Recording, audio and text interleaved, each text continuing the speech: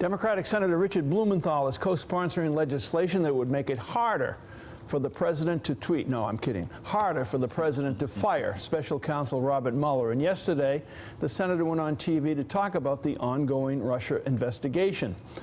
The president apparently didn't like that. And so at 7:52 a.m., he tweeted, quote, "Never in U.S. history has anyone lied or defrauded voters like Senator Richard Blumenthal.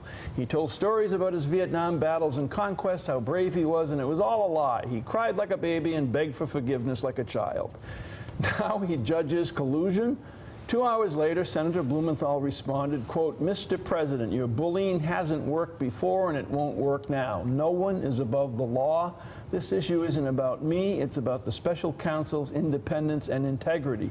Then, more than 8 hours after his first tweets, the president came back for more, posting, quote, "I think Senator Blumenthal should take a nice long vacation in Vietnam where he lied about his service so he can at least say he was there." And the aforementioned Senator Blumenthal joins us now. Senator, two questions. One, if you could address what is clearly the president's obsession with you and over what you said yesterday. And two, you're on a couple of committees in the Senate where you are aware of the danger and the threat posed by North Korea. And what are your thoughts about the president's obsession and tweeting rather than sort of focusing on North Korea? Well, as to the first question, there is an ongoing special counsel investigation. It is real. It is based on facts. That's where the issue is. That's where the focus ought to be. Our national security and the rule of law are at serious risk. So it is not about me.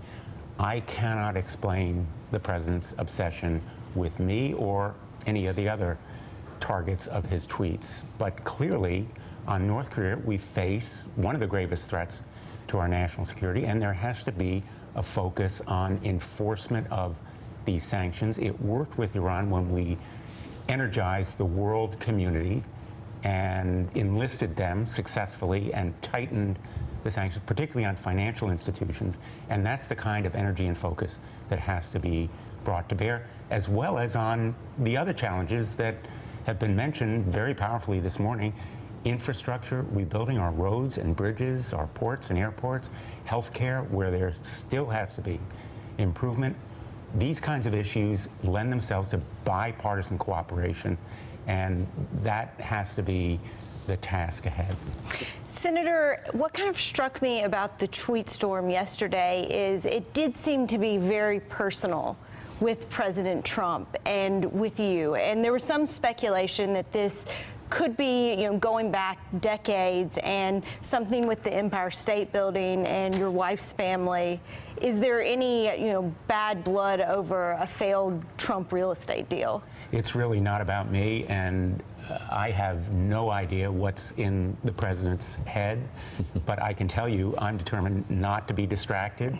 I think they are designed to distract. These bullying tweets only reinforce my determination to protect the special counsel, because he has used the same tactics in seeking to bully and intimidate the special counsel, Bob Mueller, by drawing red lines and implying conflicts of interest vaguely and unspecifically, and other kinds of tactics that we are trying to prevent through the legislation that we've offered. Bipartisan legislation, 2 Republicans, 4 Democrats, to stop him from firing Bob Mueller unless he can show a court that there is good cause under established standards. And that legislation, I think, is going to have legs when we come back in September, regardless of all the tweets, and I'm determined not to be distracted.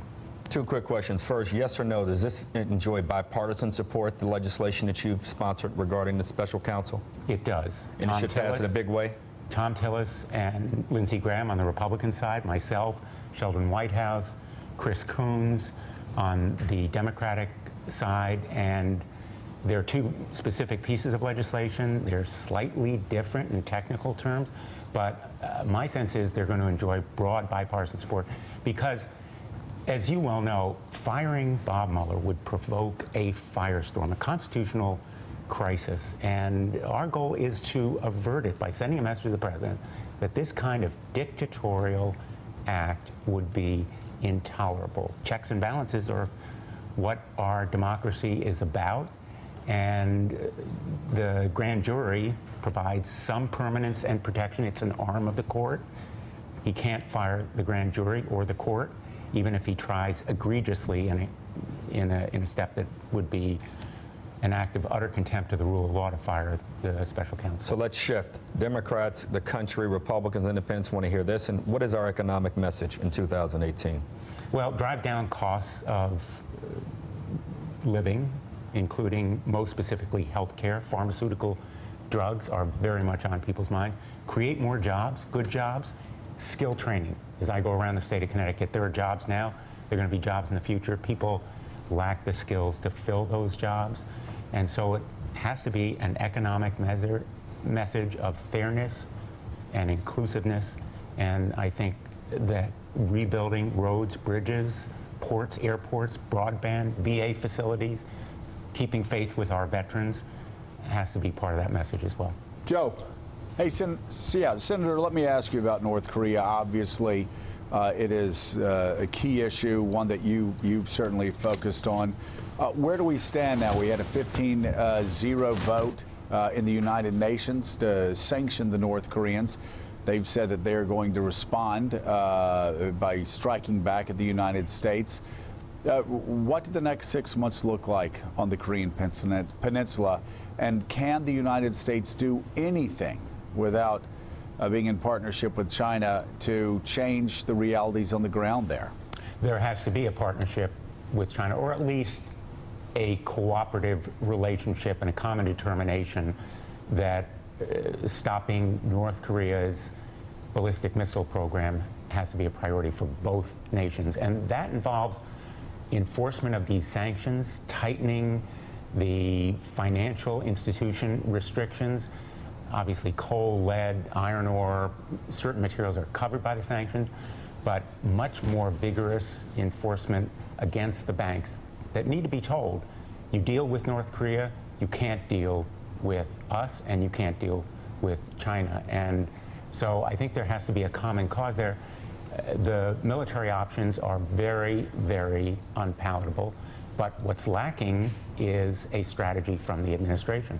So, Senator, you're going to New London later today, and all those other towns, and London's on the coast, but if you go up the Connecticut River Valley, I don't know whether anyone's going to ask you about Russia or North Korea today or tomorrow or whatever, but someone might get up and ask you, look, Senator, I've been working in a factory here for the last 14 years. It's a pretty good job, not a great job, but I'm really worried about automation taking this factory job from me at the age of 43 and me never being able to get another job again. What are you going to do about retraining me? And there are programs in the works. I've advocated more investment, call it investment, not spending, in our vocational and technical high schools where they teach welding and electrical engineering and the basic skills that we need not only in the Naugatuck Valley but also in Groton, Connecticut. And I'll be near there today where we build 2, soon to be 3 submarines every year at Pratt & Whitney in Middletown around Connecticut where we build the F-35.